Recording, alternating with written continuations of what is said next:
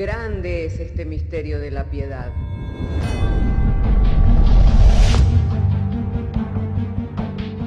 Si se destruyeran los fundamentos, ¿qué ha de hacer el justo? Porque con un solo sacrificio hizo perfecto para siempre a los santificados. Justificados por la fe, tenemos paz para con Dios. Juntamente con Él nos resucitó y nos hizo sentar en los lugares celestiales con Cristo Jesús. Fundados Y firmes en la fe, tenemos paz para con Dios. Bienaventurados los pobres en espíritu, porque de ellos es el reino de los cielos.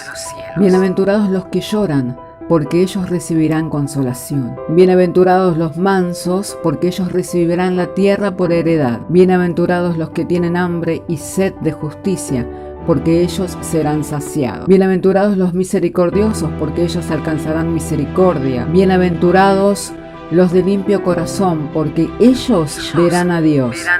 Bienaventurados los pacificadores, porque ellos serán llamados hijos de Dios. Bienaventurados los que padecen persecución por causa de la justicia, porque de ellos es el reino de los cielos. Bienaventurados sois cuando por mi causa os vituperen y os persigan, y digan toda clase de mal contra vosotros mintiendo. Gozaos y alegraos, porque vuestro galardón es grande en los cielos.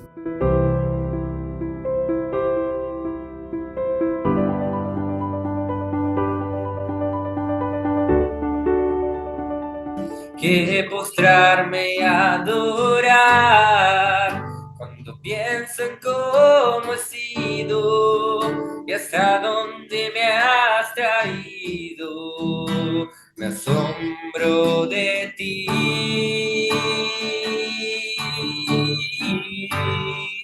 No me quiero conformar. He probado y quiero más. Yo quiero enamorarme más de ti. Enséñame a amarte y a vivir conforme a tu justicia y tu verdad. Con mi vida quiero adorar, con todo lo que tengo y lo que soy.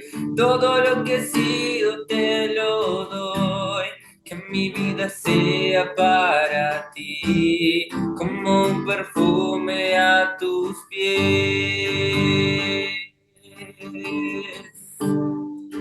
Cuando pienso en tu cruz y en todo lo que has dado, tu sangre por mí, por llevar mi pecado. Cuando pienso en tu mano, hasta aquí hemos llegado por tu fidelidad.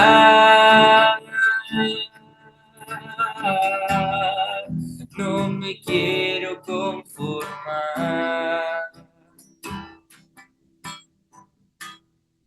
He probado y quiero más. Yo quiero enamorarme más de ti. Enséñame a amarte y a vivir conforme a tu justicia y tu verdad. Con mi vida quiero adorar, con todo lo que tengo y lo que soy. Todo lo que he sido te lo doy. Que mi vida sea para ti, como un perfume a tus pies. Señor, quisiera compartir de la palabra de Dios, para ello voy a estar silenciándoles por un instante, para no tener interrupciones, que podamos abrir nuestras Biblias. Me gustaría que juntos podamos compartir de la palabra de Dios en el Evangelio de Mateo, capítulo 4, verso 12. Así que si tiene su Biblia, me gustaría que conmigo esté leyendo su Biblia en Mateo capítulo 4, verso 12. Damos lectura y lo hacemos en el nombre del Padre, del Hijo y del Espíritu Santo. Cuando Jesús oyó que Juan estaba preso, volvió a Galilea, y dejando a Nazaret vino y habitó en Capernaum, ciudad marítima, en la región de Zabulón y de Neftalí, para que se cumpliese lo dicho por el profeta Isaías cuando dijo: tierra de Zabulón, tierra de Neftalí, camino del mar, al otro lado del Jordán, Galilea de los gentiles. El pueblo asentado en tinieblas vio gran luz, y a los asentados en región de sombra de muerte le resplandeció. Desde entonces comenzó Jesús a predicar y a decir: arrepentidos, porque el reino de los cielos se ha acercado. Andando Jesús junto al mar de Galilea, vio a dos hermanos, Simón llamado Pedro y a su hermano, que echaban la red en el mar porque eran pescadores. Hasta aquí quisiera leer, ¿no? Cuando leemos este pasaje de la Biblia, claramente nos da una descripción de lo que era la ciudad de Galilea, ¿no? Una ciudad marítima que sobre ella pesaba un dicho, y no era un dicho cualquiera o simplemente un dicho popular, sino que era un dicho profético, ¿no? Porque aquí estaba mencionándose que esa tierra, la tierra de Zabulón, la de Neftalí, camino del mar, al otro lado del Jordán, era Galilea de los gentiles. Era pueblo asentado en tinieblas, pueblo asentado en región de sombra de muerte. Esta es una descripción de lo que era la tierra de Galilea. Entonces, imaginemos el concepto que se tenía de los galileos, ¿no? Que era un concepto de que la mayoría eran hombres del vulgo, sin letras, dedicados a una de las oficios más populares y menos rentables, que era la pesca, ¿no? No eran gente culta, no era gente, sino que eran hombres de mar, que salían a diario a ganarse el jornal. Muchas veces volvían fracasados de pasar toda la noche y no haber pescado nada. Luego tenían que tender las redes, tenían que desamarrarla, y siempre con el olor del mar, con el olor de la salitre, con el olor del pescado. Y bueno, era un pueblo dedicado a ese trabajo, ¿no? Y este era el concepto que se tenía, que Galilea era de los gentiles. La palabra gentil tiene que ver con quienes no son parte del pueblo de la promesa, quienes no son parte del pueblo escogido por Dios. Ser gentil en aquellos días, o ser tratado por gentil en aquellos días, era ser tratado por pecador, por ser parte de un pueblo que no era de la promesa, que no era un pueblo escogido. Por eso también dice asentado en tinieblas, región de sombra de muerte. Entonces no era ni Galilea ni los galileos no eran estimados, no eran bien considerados. Sin embargo, cuando comenzó el ministerio de la iglesia, en el libro de los Hechos, dice la escritura allí en el capítulo 2, ¿no? Con el derramamiento del Espíritu Santo, quedaron muchos atónitos y maravillados, porque ¿qué es lo que pudieron ver esta gente? En Hechos capítulo 2, dice versículo 7 del libro de los Hechos: y estaban atónitos y maravillados, diciendo: mirad, ¿no son Galileos todos estos que hablan? ¿Cómo pues les oímos nosotros hablar cada uno en nuestra lengua, en la que hemos nacido, partos, medas, elamitas, y los que habitamos en Mesopotamia, en Judea, en Capadocia, en el Ponto, en Asia, en Frigia, en Pánfila, en Egipto, y en las regiones de África, más allá de Cirene, y romanos aquí residentes, tanto judíos como prosélitos, cretenses, árabes, les oímos hablar en nuestras lenguas las maravillas de Dios, y estaban atónitos y perplejos, diciendo unos a otros, ¿qué quiere decir esto? Podemos ver que cuando el Señor comenzó el ministerio de la iglesia, no comenzó con un grupo de gente de la más afamada o de la más prestigiosa, sino que comenzó con un grupo de gente que era parte de un pueblo asentado en tinieblas, era parte de un pueblo que estaba bajo sombras de muerte, era parte de un pueblo que ni siquiera se consideraba como pueblo escogido, como pueblo de Dios, sino que se les tenía por gentiles, y era gente del vulgo, sin letras, eran pescadores, eran hombres de un oficio honorable, pero que sí no demandaba más que conocer las costumbres del mar y de ese oficio.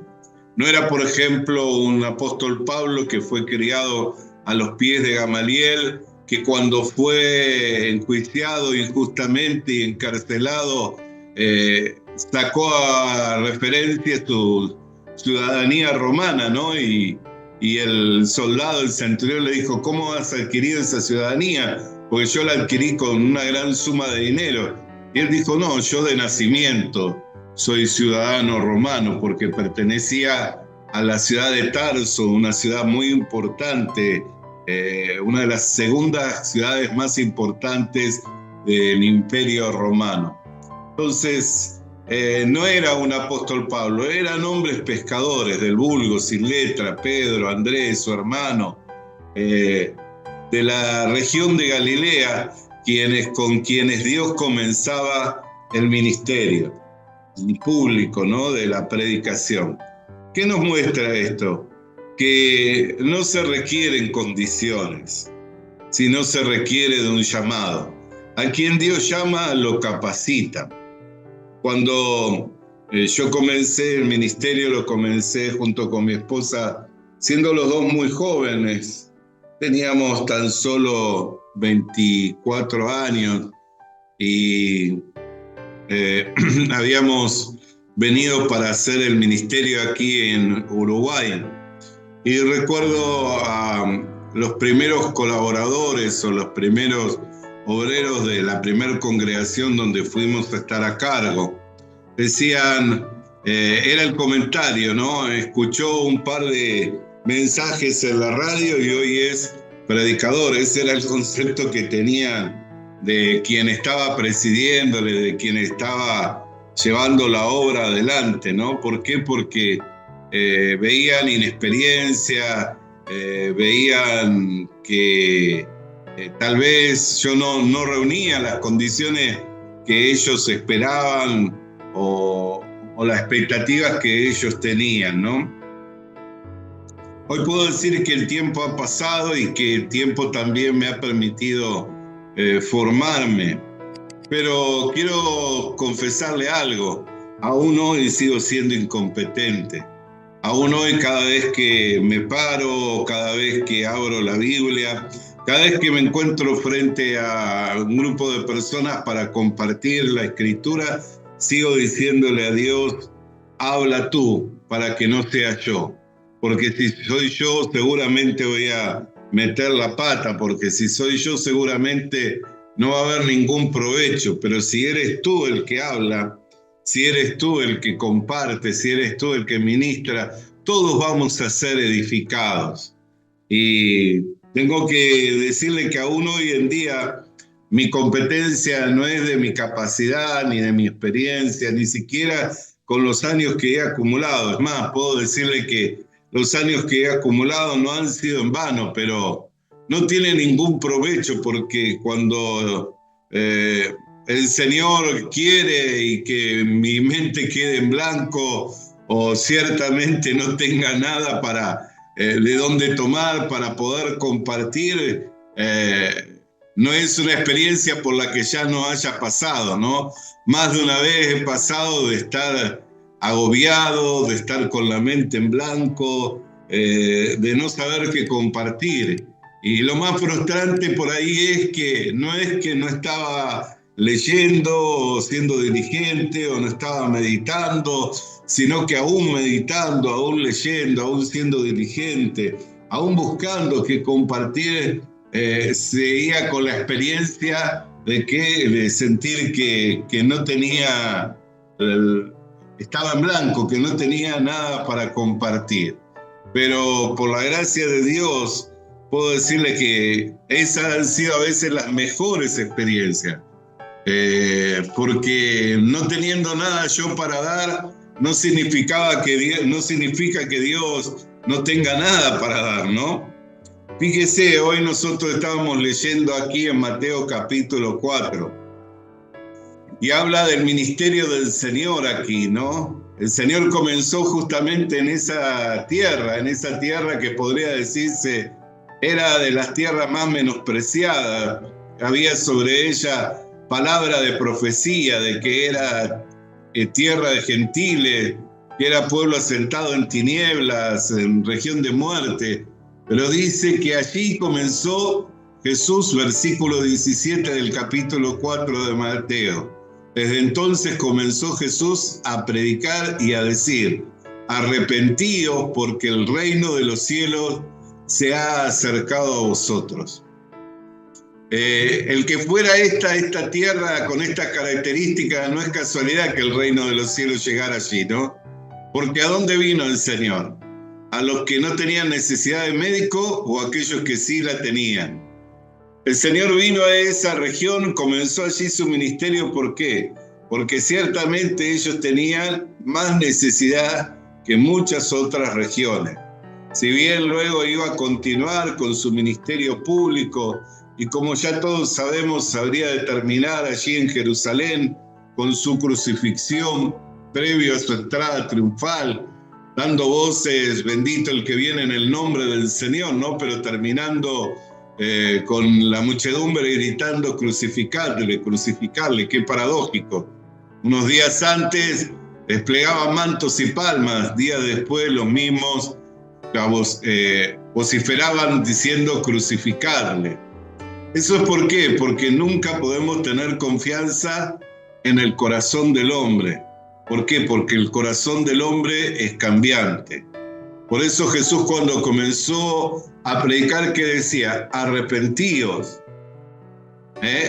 Mientras nosotros tenemos confianza en nosotros mismos, que pensamos que por nosotros mismos podemos salir adelante, no vamos a experimentar el poder del reino de los cielos. El reino de los cielos se ha acercado para bendecirnos. El reino de los cielos se ha acercado para hacer por nosotros lo que nosotros humanamente no podemos hacer. El hecho que el reino de los cielos se haya acercado, pasó la barrera que separaba al hombre de Dios. ¿Cuál era la barrera que separaba a los hombres de Dios? El pecado. El pecado nos tenía separados, ajenos a la vida de Dios. Por eso es que por el pecado nosotros no podíamos acercarnos al reino de los cielos. Pero sí, la gracia de Dios se manifiesta en que el reino de los cielos se acercó a los hombres. Pero ¿qué demanda del hombre? Que se arrepienta. Ahora, cuando nosotros escuchamos esta palabra, no, porque el reino de los cielos es algo muy santo, algo muy sagrado. Por eso es que tenemos que arrepentirnos. No, no es así. No se trata que el reino de los cielos es muy santo, es muy sagrado, y por eso es que nosotros somos muy pecadores y tenemos que arrepentirnos porque cometemos maldades todos los días.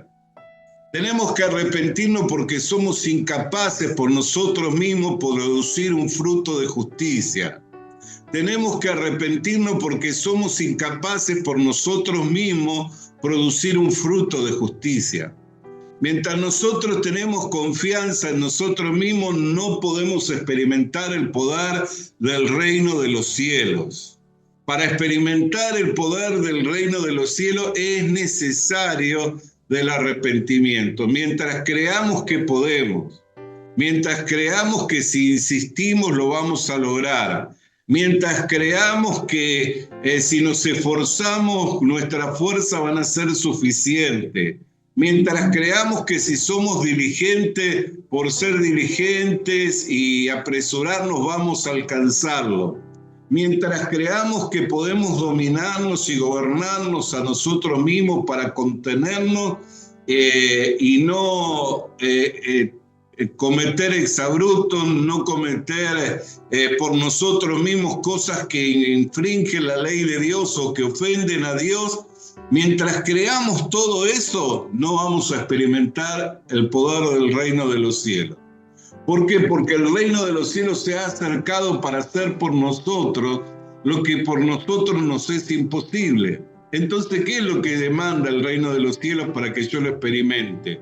Que entienda que por mí mismo es imposible que pueda producir un fruto de justicia. Es imposible que me pueda dominar a mí mismo y controlarme. Es imposible que pueda gobernar esta carne.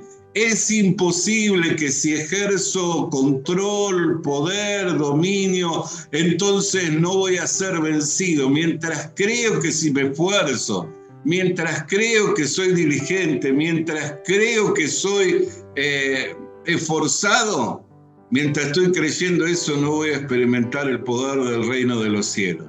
¿Por qué? Porque el poder del reino de los cielos viene para hacer por el hombre lo que por el hombre por sí mismo le es imposible. Por eso cuando habla la palabra arrepentidos, no está diciendo porque el reino de los cielos es santo y vosotros sois pecadores, entonces tenéis que arrepentirnos del pensamiento lujurioso, del pensamiento de envidia, del pensamiento de ira, del pensamiento de codicia. No, no está diciendo eso, sino que está diciendo: reconoce que por ti mismo eres incapaz. Siempre que vino Dios y que asistió Dios, asistió a los desvalidos. Siempre que Dios intervino en la vida de alguien con un milagro, intervino en la vida de aquel que por sí mismo ya lo había perdido todo.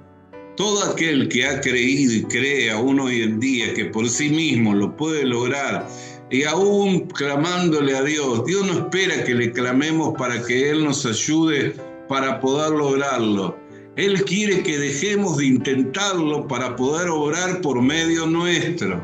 Él quiere que dejemos de esforzarnos para poder experimentar su gracia. A Pablo se lo explicó claramente. Cuando Pablo le decía 3 veces: quítame este aguijón, quítame este aguijón, quítame este aguijón, Jesús le respondió claramente que no. ¿Por qué? Porque su poder se perfeccionaba en la debilidad. Entonces, ¿qué dijo? Más bien me gloriaré de mi debilidad, porque cuando soy débil, entonces soy fuerte. ¿Por qué? Porque cuando soy débil, que ya no tengo fuerza por mí mismo, entonces interviene la fuerza poderosa del reino de los cielos. Por eso es que comenzó el Evangelio y el ministerio público del Señor Jesucristo en Galilea de los Gentiles, en el pueblo asentado en tinieblas que vio gran luz. Por eso es que comenzó el ministerio público no con gente de Tarso, si bien después llamó a gente de Tarso como a Pablo, llamó como a Bernabé y como a otros tantos que llamó, hombres y mujeres de renombre, de prestigio en la sociedad, con recursos, con capacidades. Pero cuando comenzó el ministerio público, comenzó con hombres del vulgo, con hombres sin letra. De ahí a que todos se maravillaron. 17 naciones en total, en el día de Pentecostés, 17 personas, 17 naciones, gente de 17 naciones estaban atónitos, maravillados. ¿Por qué? Porque escuchaban a hombres galileos hablando sus lenguas. Y muchas de esas lenguas eran lenguas de culturas muy antiguas, de culturas muy prestigiosas, de gente que quedaban maravillados en oírle hablar en medo, en parto, en elamita, en árabe, en Egipto, en egipcio. Quedaban maravillados. ¿Por qué? Porque decían: estos son gente de Galilea, gente que no tiene ni recursos ni para viajar. Si hoy encontramos una persona bilingüe, trilingüe, o sabemos que es una persona que ha estudiado o que ha viajado, ¿no? Y ya el hecho de que hable más de un idioma nos hace entender y pensar, esta persona es una persona que ha viajado, que tiene experiencia o que ha estudiado.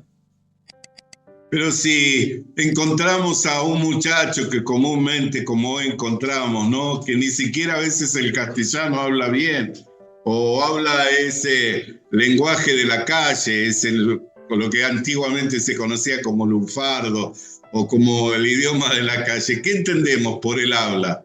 No, este es un muchacho de barrio, de la calle, ¿no? Y por el hablar le podemos distinguir. Entonces, cuando comenzó Jesús, su ministerio lo comenzó en esa región, la región más necesitada. Cuando decidió comenzar el ministerio público de la iglesia, lo comenzó con hombres de esa región, de la más necesitada. Y todos estaban maravillados y atónitos. ¿Por qué? Porque no se requieren condiciones para el reino de los cielos, sino por el contrario. Lo que se requiere es de gente arrepentida, que entiende que no tiene ninguna condición. Y con esto concluyo.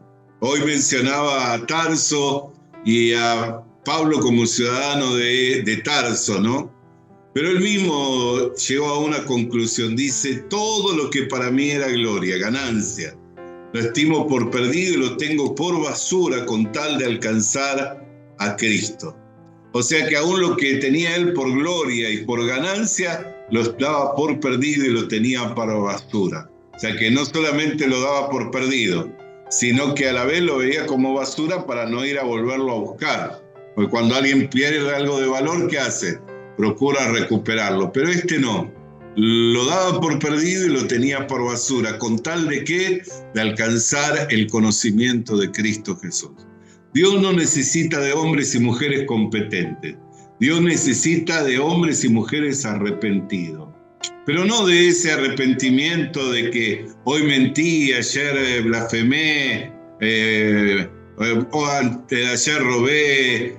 No, de ese arrepentimiento no, sino del arrepentimiento de aquel que se reconoce a sí mismo incapacitado por sí mismo de producir algún fruto de justicia, algún fruto. Santiago lo dice claramente, el fruto de la justicia se siembra en paz y para los que son de la paz. ¿Qué significa en paz? Ausencia de enemistad. Solamente una persona llega a estar en paz para con Dios por medio del Señor Jesucristo. Ausencia de enemistad solamente a través de la cruz del Calvario. Y el fruto de justicia se siembra en paz para los que son de la paz. O sea, para los que tienen a Cristo y están confiando plenamente en que ese sacrificio fue suficiente para limpiar todos sus pecados y para hacer de él y de ella una nueva criatura. Visita nuestras redes sociales. Suscríbete activando la campanita. Comparte con nosotros el mensaje de la palabra de Dios.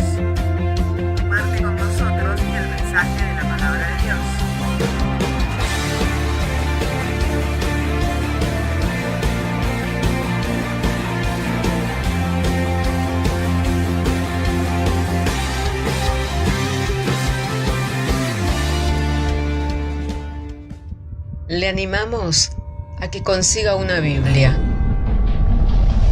porque en ella encuentra la mente de Dios, el estado del hombre, el camino de salvación, la muerte de los pecadores y la felicidad de los creyentes.